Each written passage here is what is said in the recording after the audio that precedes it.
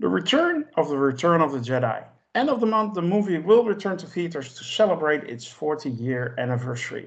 At least in the US, that is. And the UK. How about the rest of the world? Would be nice. I will be there.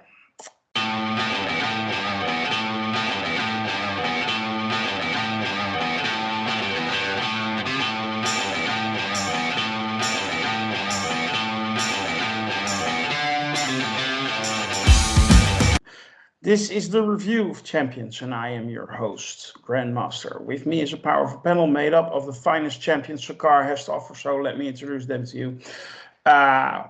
In the left corner, we have Merv. How are you, man? How are you? Good. I'm great. Good to hear you doing great. And in the right corner, we have Mr. Taylor First. How are you, man? Doing good. Great. Today we're going to talk about episode 7 called The Spies of season 3 of The Mandalorian. But before we do, I want to ask you all to help us out. Like and share this video and subscribe to our channel. And if you really want more of us, you can join our ranks. Go to Sakar at sakar.freeforms.net. Set up that account, get to know us. And yes, we herewith invite you to join our reviews or podcast. We would love to have you on the show. Consider this your final warning. After this point, the spoilers are incoming. So if you haven't seen this week's episode yet, go do that first and then come back to the review. After a tense reunion on Navarro, the Mandalorians set out to reclaim the Great Forge on Mandalore and establish a colony there. However, the Shadow Council has other plans. What now?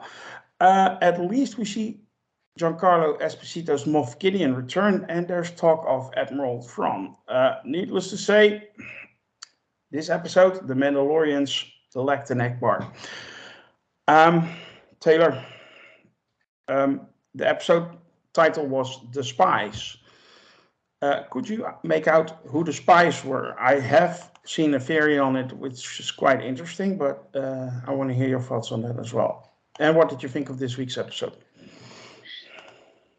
Well, I thought it was a great episode. It seems like they're doing a 2-episode season finale event, but it was a really great episode. As far as the title goes, I mean, there's a lot of theories out there. I'm assuming that Alea is one of the spies. I mean, she's certainly a spy, but it's plural. I don't know. I'm thinking there's an inside person. You know, I don't know. You know. I know we're talking spoilers here, but it was pretty convenient that the armorer left the planet before the shooting started. That's all I'll say there. But I could be completely wrong. They could be a curveball. But the episode itself was great. I mean, it was great seeing the Dark Council or whatever it's called. It gave us a lot of information there about the so-called remnants of the Empire. They're not actually remnants. They're pretty organized. They have significant military forces, and they are active and they are making plans. Yeah, absolutely. Well, actually, Merv, my question to you was about the armor. I don't trust her completely. Do you? I mean, her armor and Moff Gideon's armor are a lot alike. The helmet and stuff. Coincidence? I really hope so. Put it that way. Because she is, I mean, she gets all the best shots in this. When she was coming out of the tent during this episode, I was like, you know, that's just a really cool shot. Just showing her saunter out of that tent with that, you know, fur-lined armor or whatever it is. And, you know, I really hope she's not. I didn't even think of that during it, maybe because I like the character so much, but I didn't even consider that she was a spy from Moff Gideon until I'm hearing it now, and it's breaking my heart that it could possibly be true. Yeah. What did you think of this week's episode? Best episode of the season, easily. This season for sure. It was great. I mean, it just so many things worked well for it.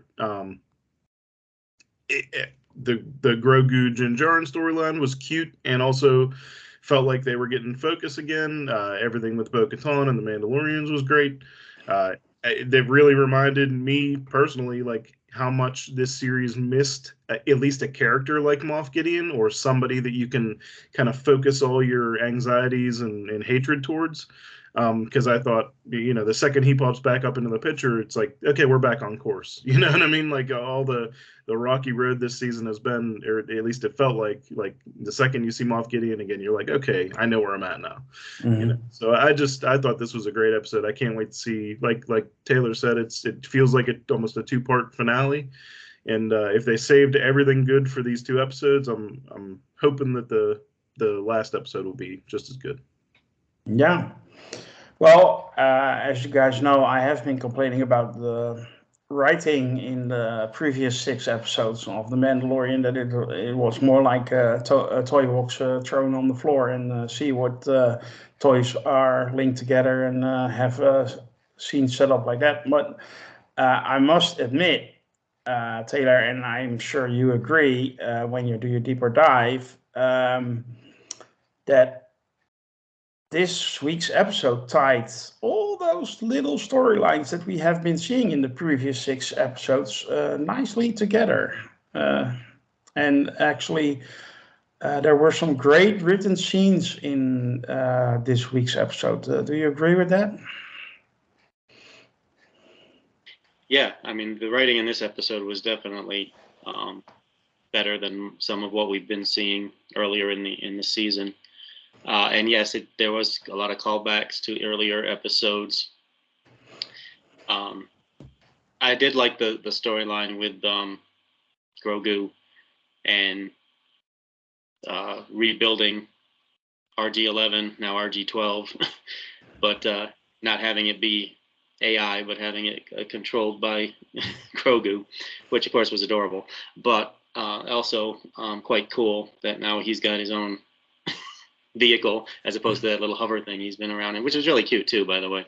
But now he's got a vehicle that actually probably has weapons built into it, or at least can do a few things. And it of course shows his progression as well, how he's learning, maturing in his abilities. So I thought that was good. The whole Mandalorians, the two tribes coming together, which again, I don't want to keep calling back to this, but there was a point where the Armorer was dead set against that, and she had a real twist, change of heart there. Let's bring them all together and take them down there, where the Moff Gideon and his guys are waiting for us. Just saying. Again, could be a curveball, could be trying to throw us off what's actually happening, but doesn't look good at this point. But yeah, and the action scenes were great. The big battle where I don't know the guy's name, the big blue Mandalorian sacrificed himself there at the end. That was a really great battle. And also when Din Djarin got captured, of course, at the end of the episode, now he's captured and taken away. The other Mandalorians are on the run. And again, the one big guy is dead. But I mean, there's really nothing bad to say about this episode. It was really good from start to finish. The action, the writing, all the personal interactions, including with Jin and Bo-Katan. There's a lot of good interaction there. I thought it was very cool. The visuals on the planet where they met those survivors down there, and that cool sand ship that they were on. Too bad it got destroyed by that giant whatever it was, but it was all very, very cool. So yeah, I got nothing bad to say about this episode really at all. It was a really good episode, and like you said, it did reach back. We of course saw Aaliyah doing her spy thing. If there was ever any question about her motives and stuff, that was completely cleared up and finalized, that she's still working for Moff Gideon. And I wonder about if Moff Gideon wanted her to take out the scientist there, because he doesn't seem to be on the side of the clone guy on the council there. I think he has his own plans. So he doesn't want the cloner guy to be able to do his plans. It might interfere with Moff Gideon. So there's obviously some competition going on there on that council. Yeah. So yeah, I mean, it's building up a lot of stuff. Obviously, the Admiral Thrawn mentions were big, and we know that's going to carry over into Ahsoka. Yep. So I mean, this was just peak Mandalorian episode. Yeah, and of course we also know, which was basically announced last week. We were talking about that a little bit. There were 3 movies announced. One is specifically for those TV shows that have been running in the same timeline, like The Mandalorian, Ahsoka, and the Book of Boba Fett, and they will tie everything together in a movie directed by Dave Filoni, written by Dave Filoni. So they're building up to something huge. So that really could be interesting. Yeah, Merv, I absolutely adored the moment Din Djarin swore his allegiance to Bo-Katan. I think that scene was so well written and so well done. It made, it was amazing in my book. And how do you feel about the fact that we got another Disney Plus show where they were sailing on a big ship over a surface and stuff happening? The first time I saw the ship in this episode, I thought it was really cool looking. And there was a lot of good visuals in this episode. Mm-hmm. Now I'm starting to be suspicious of everyone now that I'm reminded that the episode was called The Spies. But like, also, are we sure those people are actually old Mandalorians or aren't just plants, just in case? But I don't know. I thought it was really cool. This episode was really good pretty much from start to finish. Again, I loved everything with Grogu in the suit. When he just kept hitting the yes button over and over, I was sitting there audibly laughing. And it was just the proper amount of cuteness, you know. And then it also makes him like, not that he's ever really felt useless in like potential combat situations, because he's got the Force and all that, but it's easy to spot him, and it makes him a little more mobile than he was, and I don't know, I just like that adaptation of it. And everything with the Mandalorians, between the Armor's people and like Bo-Katan's old crew, all the chemistry there, all the little conversations with Axe Wolves, and I think his name's like Paz Vizsla. Vizsla. Where they're playing like chess or whatever, and they basically get into a fight to the death potentially, and then Grogu stops them with the machine. Like, that was all really cool, and just like it adds to the feeling of things are deeper, than they are. Like, all these little interactions just make everything feel like real, Mm-hmm. The Shadow Council, I was really happy with all that stuff. I really think that up till now, like, you can kind of see like it's almost felt like the fall, like the out. I don't know how to put it, but like the remnants of the Empire up till now, but now this is starting to feel like seeds of the First Order, which is like bridging the gap between those two organizations. Mm-hmm. And even to the point where the cloner guy in the Shadow Council was actually named Hux. So I'm assuming that it's General Hux's father or some other relative. Correct. General Hux being from the sequel series, mm-hmm. main antagonist who, I don't know, no spoilers there, but yeah. So I really like those little tie-ins and stuff like that, and anything that they touched on there. All the action was good in the tunnels and underneath Mandalore and all that stuff. And the second they started getting into, really the second the troopers showed up, I'm like, I bet you this is where Moff Gideon's base is. For some reason he built it in Mandalore. I don't know what is there that he destroyed Mandalore and now he comes back and builds his base there. There must be something valuable. Maybe it's the armor, I guess, the mine. So yeah, that was all cool. And the second they stumbled across it, I was like, oh, we're screwed now. And then the final battle for Paz Vizsla was great. Just the way, like, I thought maybe he would have got torn down before he really took a bunch, but he was taking so many of those troopers out. Like, they were just headshots all over. They were coming in and he was blasting them down. And that he took all those guys out was like a little, you knew he was done the second the door closed. But the fact that he took like a whole squad of those stormtroopers out was great. And then, of course, the Imperial Guard shows up and does away with him relatively quickly, but he was exhausted by then, so it's all right. And I'm wondering how much, like, because his son was the one that got eaten by the bird dragon thing, and I'm wondering if we're going to follow him now a little bit seeing how he reacts to this. And, Mhm. just my thoughts are this episode made me think a lot more about like where things are going than Mhm. maybe some of the previous episodes, aside from like where this season was even going. But I'm happy Yeah. where we are right now. Yeah, about Moff Gideon. He was, of course, once in possession of the dark saber, which effectively made him the ruler of Mandalore. And I saw a theory online um, that actually I saw a person who actually rewatched the first season of The Mandalorian after this episode, or at least parts of it, and he spotted that actually the armorer never said that they were hunted down or destroyed by Moff Gideon's people. They say that when they came out, things changed for them, and something like that. So there was never it was never really said that there was a fight or that they were defeated or anything. I wonder, the wielder of the dark saber rules Mandalore, basically. So maybe he hired those troopers, although they don't believe in it. But still, maybe they just did his bidding. And when he lost the and started to, and he's also the one who wanted Grogu for his blood, basically, because they are all into cloning and they need force sensitive blood because with high midichlorians because they want to clone Palpatine, which eventually they succeed in. So it's all tied together very nicely. What do you think? Are they onto something? Does this mean that the armorer is actually on the payroll of Moff Gideon? Just asking, Taylor.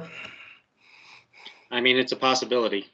It's Yeah. very much a possibility at this point, and I don't know when it happened. If it was a recent occurrence, or if she's been working for him the whole time, or if at all. At this point, we don't know. But there's definitely somebody on the inside because again, it was all too kind of set up too perfectly for him.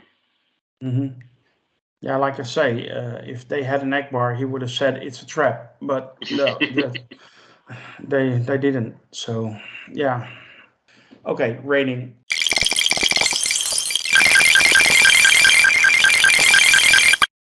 Merv, you go first. I want to hear your number for this week's episode. I give it a 10.